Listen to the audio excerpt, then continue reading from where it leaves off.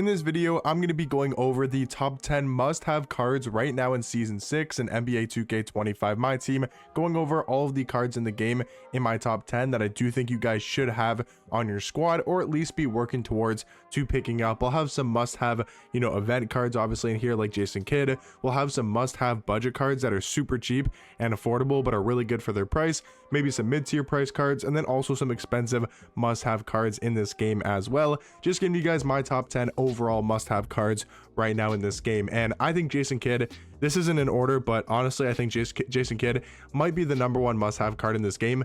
I cannot stress how good of a point guard Jason Kidd is. He is a 6'4" point guard, 6'8" wingspan with elite level defensive stats and badges. I mean, his stats and badges across the board are amazing, but what they did with Jason Kidd is they turned him into an offensive machine. They gave him the Patrick Mills base, the Darius Garland upper on very quick. That is one of the quickest and one of the best 3-hunting guard jump shots in this entire game. So you give that to Jason Kidd. You also give him the Pro 2 fade. You give him the Garland size up, Kemba escape, Shea behind the back, his own size up, which is not that bad. And you also give him solid tendencies as well. This card, in my opinion, is a better point guard than 100 overall Devin Booker, better point guard than 100 overall Luka Doncic, and is up there with cards like 100 overall Penny Hardaway. I would say 100 overall Shea and 100 overall MJ are definitely better than Jason Kidd, but not by a crazy margin. Like, I seriously think Jason Kidd is a top 5 point guard in this game and is seriously one of the best point guards, especially for his, not price, because again, this is a card that you earn in the festival, you earn in the exchanges, but he's only 15 dark matter pieces. And if you play, you guys are seeing this on Sunday, so I'm recording it Saturday night, but if you guys play on Sunday in the Triple Threat Park and you go on a 5-game win streak, you're going to get an invincible event piece, and that, if you downgrade, can get you 6 dark matter pieces. Right there, you're almost about halfway to getting dark matter Jason Kidd. If you complete all the challenges in the game right now, you can get another 6 dark matter pieces that puts you up to 12, and I think you can actually get like 13 to 14 for completely free as of right now. So a lot of people should be getting Jason Kidd even without spending any money on this game and not opening up any packs. And if you grind the game as well, you can also get other event pieces just by playing the mode, and you're able to put those towards Jason Kidd. So I know this is a card that you can't buy right now and you can't maybe obtain this second, but this is a must-have card that I would recommend everybody be stressing to focus on and grinding for in this game. I do think, I honestly don't think you guys will regret it. He is honestly so good.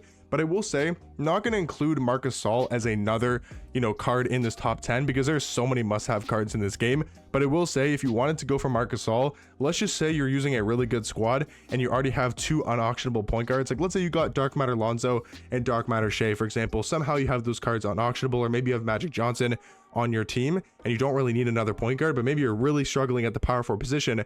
I'm not going to include Marc Gasol as another card in this top 10, but I do think Marc Gasol in that scenario, he's the same amount of pieces, only 15 dark matter pieces, just like Jason Kidd. He is a really good power forward card. The only flaw is his speed being an 87, but this card's jump shot is extremely fast. He's a really good defensive power forward. He's another must-have card in this game, but I'm not going to include him as another card. We're still going Jason Kidd as the first card on this list here, but just wanted to recommend Marc Gasol as well. Now, the other card, the only other festival card that I'll be recommending that I do think is a must-have, is this Galaxy Opal Nick Young. Now, this is, again, if you're looking for a different position, right? I do think it's a different tier, so it's obviously a different amount of pieces, and he's a whole different position compared to Jason Kidd and Marc Gasol. He's 6'7" at shooting guard, 7-foot wingspan, and I know this card doesn't play any lick of defense, but the offense that this card has is unbelievably good. That Cameron Thomas base, Benedict Mathurin upper on very quick is seriously one of my favorite jump shots in this entire game.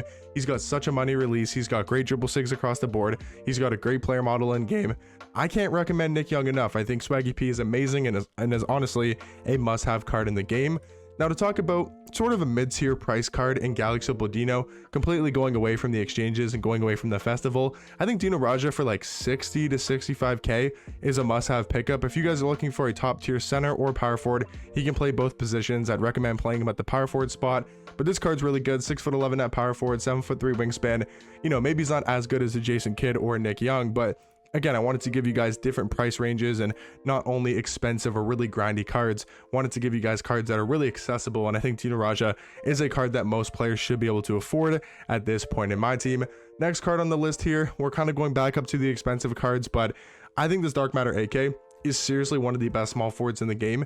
If we're ranking the top 5 small forwards, right, you're going what? Chris Webber is still probably the best small forward in this game. I'm not counting Kevin Durant because 1, you can't really tame that card, and 2, he's more of a shooting guard. Most people that have that card will play him at the shooting guard position. So if we're talking about the actual small forwards in this game, you got Chris Webber, Blake Griffin, Tim Thomas, right? Maybe Josh Smith, maybe Michael Beasley. I think AK-47 has a chance to be the second best small forward in this entire game, and AK really doesn't go for that much MT. Like on Xbox, he's around 400k, and sure, that is very pricey for a card, but I do think AK is worth it. He's a 6'9" small forward, 7-foot wingspan. A really elite defensive card. I think he's got a great jump shot. He's got good dribble sigs. Like, if you guys are looking for a top tier small forward, I would recommend him over Tim Thomas, over Josh Smith, you know, those type of cards at the small forward position for that expensive price tag. So for an expensive card, I do think AK-47 is a must have. Now to talk about some budget beasts, we got Dyson Daniels and Rocco. Both of these cards at their position are insane defenders. Dyson Daniels being a 6'7" point guard, 6'11" wingspan. He's got 99 steal, 97 perimeter. An absolute beast on the perimeter. Like, he gets so many steals, he grabs a lot of rebounds. Being 6'7" at point guard, even though having horrible rebounding stats, he can be a good rebounder, he can be a great facilitator. He's got a good enough jump shot to knock down threes consistently. He is such a great card for like 25,000 MT. And then even cheaper, I think another must-have budget card is Pink Diamond Rocco, a 6'9" shooting guard, 7'2" wingspan. Like, this card is insane with his player model, and then the defense is unbelievably good, just like Dyson Daniels. 90 block, 96 steal, 96 perimeter, 95 interior defense. I do think Rocco is an absolute monster, and if you guys are looking for good budget pickups, I think Dyson Daniels and Rocco are the 2 must-have in the game. Now to talk about the trio, and I kind of call this the trio of must-have cards because honestly, I think still to this day, these cards are must-have, and I think should be on everybody's lineups unless you have the top tier cards in the game, right? If you have a Galaxy Opal Wemby, if you have a Dark Matter Zach Edey, if you have a D-Rob, if you have a Kareem, if you have a 100 overall Shaq or Kristaps or Wilt, or, you know, those really, really expensive center cards, I don't see why you don't have Pink Diamond Wemby on your team. If you don't have the AK-47, Tim Thomas's, Josh Smith, Blake Griffin's, Chris Webber's, right, Giannis's, LeBron's, if you don't have those small forwards, and even Michael Beasley might be better than some of those cards I named. Pink Diamond Michael Beasley for 70-75k, like, it doesn't get more must-have than Victor Wembanyama and Michael Beasley. Wemby is still the most uncontestable card in this game. You can literally shoot over anybody. If they do not jump and they just put a hand up, Wemby will shoot over them and he will get a wide open jump shot, able to knock those down very, very easily with this Victor Wembanyama card. Sure, he's slow, sure he doesn't have strength, maybe doesn't have the best stats and badges, but this card for like 250k, maybe even cheaper, plays at such a ridiculously high level and is honestly one of the most must-have cards in this game. Michael Beasley, one of the best offensive cards. I seriously think he might have the best jump shot in this entire game. He's got a great fade, great dribble sigs. Like, he's a must-have card at the small forward position. And then also Dr. J, like, this is the trio. They've been these insane Pink Diamond cards for however long. Like, I can't believe that these cards have been out from season 2 for Dr. J, season 2 for Wemby, and season 4 for Michael Beasley. And the fact that these cards are still this good and they're now this affordable, like Dr. J is like 35-40k. I mean, you're not going to find a better pickup at the shooting guard position for that exact price tag than Julius Erving. I mean, this card has great movement. He's got a great jump shot, really good defender, great slasher. Like, this card just plays extremely well in games. So I do think these 3 cards are still must-have pickups. Victor Wembanyama for like 225 to 250k, Michael Beasley like 75k, maybe 80k at the most, and Julius Erving for like 35 to 40k. I think those 3 guys are still must-have cards. And then sort of the last card I want to talk about is level 40 Tim Duncan. Still the best or second best power forward in this game. Now, you do have to buy the Pro Pass for this card, but I do think it's worth buying if you want that top tier power forward. But even if you don't and you just get the free level 40 Tim Duncan, he is still one of the better power forwards in this game, like probably getting close to that like top 10 conversation for this 100 overall Tim Duncan. Yeah, I would say he's probably a top 10 power forward, but I haven't really thought about that yet. I would assume he's somewhere in the top 10, and this card is still really, really good. But if you guys can, and if you guys want to spend money on this game, I do think getting the Pro Pass Tim Duncan is still 100% a must-have, with all the great prizes you get, and also the way better card. He's got the KPJ base, he's got the Garland dribble style, Curry size up, Kemba escape, Trey behind the back. Like, this card is seriously amazing. And I will say, if you guys can get this card, Moses Malone is an absolute beast at power forward.